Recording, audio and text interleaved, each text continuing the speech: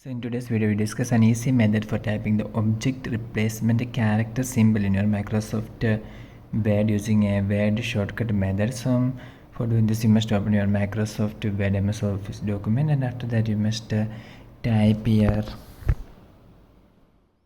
F C. So you must type like this F C, and after that you must press these two keys at the same time. That's the Alt key and S key. You must press these two keys at the same time. So if you press these two keys at the same time, you can see that this symbol have been arrived.